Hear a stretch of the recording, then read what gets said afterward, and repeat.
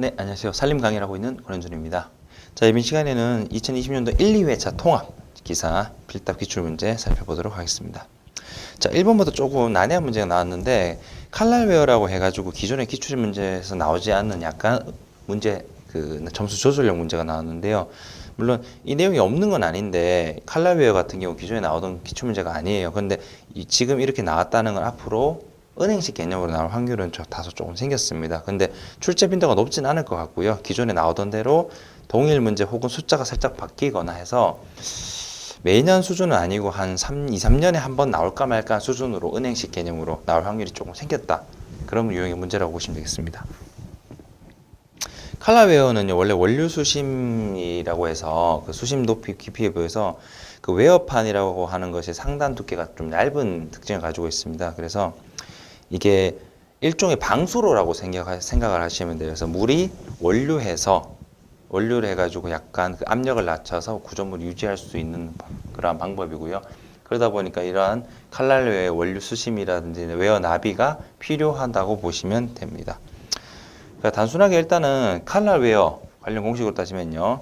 유량을 구하기 위해서는 이 상수 1.84에다가 웨어 나비와 수축률, 수심을 우리가 알고 있어야 되고 원류 수심 해가지고 구하는 공식이 있는데 어차피 이 공식을 외우고 대입을 하면 되는데 개인적으로는 솔직히 기존에 나오지 않았던 기출이고 이런 식으로 한번 점수 조절로 나왔다면 지금 한번 나오고 끝나거나 아니면은 3년에 한번 나올까 말까 하는 은행식 문제 정도로 숫자도 안 바뀌어 나올 확률 그런 문제 유형으로 이번에 나왔다라고 보시면 됩니다.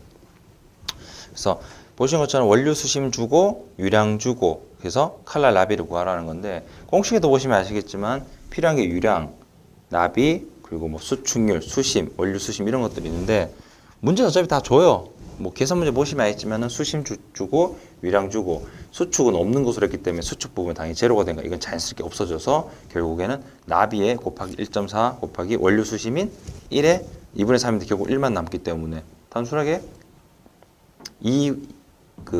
유량이 2는 1.84 곱하기 웨어나비. 우리는 웨어나비 구해야 되니까 자연스럽게 2 나누기 1.84 해주면은 1.087 정도의 수치가 나온다는 거라고 보시면 됩니다. 그래서 이런 문제 같은 경우에는 어쩔 수 없다는 표현도 좀 그렇지만은 조절용이고 너무 이렇게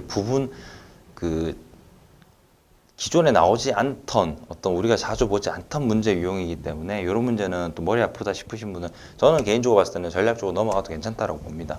그리고 은행식으로 나올 확률도 3, 4년에 한번 나올까 말까 한 개념으로 보시면 되겠고요. 오히려 2번에 있는 이 문제를 이런 문제를 확실히 외워두셔야 돼요. 이거는 뭐 매년 나온다 할 정도로 자주 나오니까요. 자, 이망민 지향의 조사 항목 각 3가지를 적으라 문제가 있는데 보시는 것처럼 이망과 지향의 원래 개수는 뭐 7개, 8개 엄청 많습니다. 하지만 그 중에서 여러분께서 확실하게 기억나는 거 3개만 적으시면 돼요. 자, 이망 같은 경우에는 우리가 보통 임종, 그리고 임상, 그리고 얼마나 섞여 있는지 화력수와 침력수, 혼효율, 수종, 그리고 나이, 임령, 그리고 거기에 대한 로마자로 표기한 연급, 수고, 경급, 소밀도, 축척 같은 거를 이만 조사 항목으로 보고 있고요.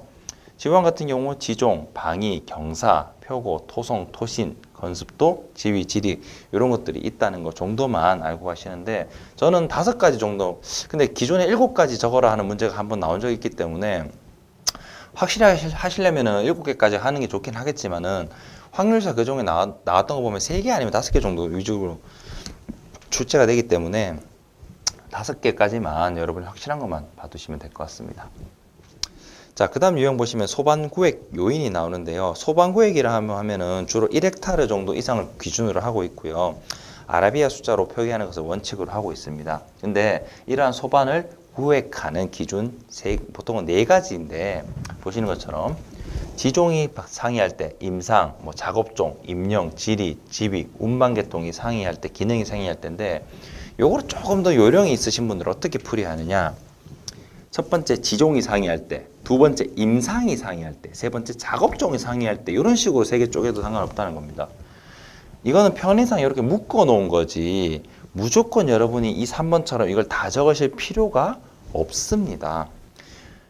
소반 구획하는 기준을 물었기 때문에 지종이 상이할 때, 임령이 상이할 때, 운반계통이 상이할 때 이렇게 3가지 적어도 크게 문제는 안 된다는 거예요. 그래서 괜히 내가 애매하게 기억 안 나서 못 적는 거 그러실 필요 없고 임령이 상이할 때만 하셔도 된다는 겁니다. 왜냐? 기준은 모르고 임령이 상이한 것도 소반을 구획하는 그 구분하는 기준 중 하나이기 때문에 자, 이런 것도 요령으로 보시면 되겠고요. 자, 그 다음은 가선 집재 요소 작업의 순서를 적으라고 했습니다. 자, 요 문제도요. 가선 집재 요소 작업은 난이도 조절 문제로 보시면 되겠고요. 저는 개인적으로 특수 문제로 일단 분류를 하겠습니다. 기존에 출제가 되지 않는 문제 중 하나인데요. 자, 가선 집재 같은 경우에는 이것을 위해서 공차 조형을 먼저 하고 로프를 이용하고요. 그리고 초커를 설치해서 고정을 해주고 가로 집재와 적재 조형을 합니다.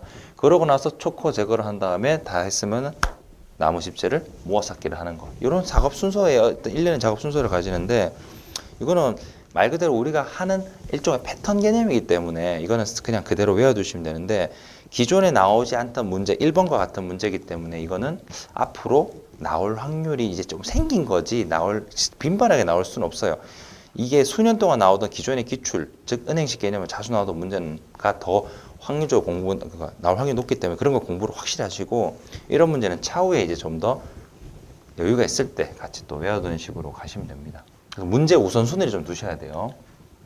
산림면적 1000헥타르 윤벌기 50년 그리고 1년급에 편성하는 연계수 10이라고 할 때 법적 연급 면적과 연급수를 구하는 문제가 있습니다. 자, 법적 연급 면적과 연급수 문제는 은행식 문제로 자주 나오는 문제 중 하나고요. 그리고 법적 연계 면적에서 연계수를 곱하여 법적 연급 면적을 산출하는 그런 문제입니다. 자, 공식만 우리가 알고 있으면 바로 대입한 문제 되면 문제고요. 이 문제 같은 경우에는 5년 기준에서 3, 4문제 정도 나올 정도로 그나마 은행식 개념은 빈도가 높은데 숫자도 안 바뀌는 경우도 많기 때문에 이 문제는 좀 참고를 해 두셔야 됩니다. 자, 먼저 공식부터 보시면 법적 연급 면적은요, 윤벌기와 산림면적을 이용하고 연계수를 곱해주면 됩니다. 자, 그런데 산림면적과 윤벌기 그리고 연계수 다 나왔죠? 그럼 그대로 대입하면은 50년 윤벌기 분에 1000을 해주고 곱하기 10을 해주니까 200헥타르가 일단 산출됩니다. 자, 그리고 연급수 같은 경우에는 산림면적과 법적 연급 면적을 하기 때문에 우리가 여기서 제대로만 구했다면은 바로 산출이 되겠죠. 자, 우리가 구한 법적 연급 면적은 200헥타르고요. 연급수 그리고 산림면적은 1000헥타르이기 때문에 그대로 나눠주니까 연급수는 5가 도출되게 됩니다. 그래서 연급 면적만 제대로 구하면 자연스럽게 연결되는 이런 문제 패턴으로 이미 몇 번씩 은행식으로 나왔던 문제죠.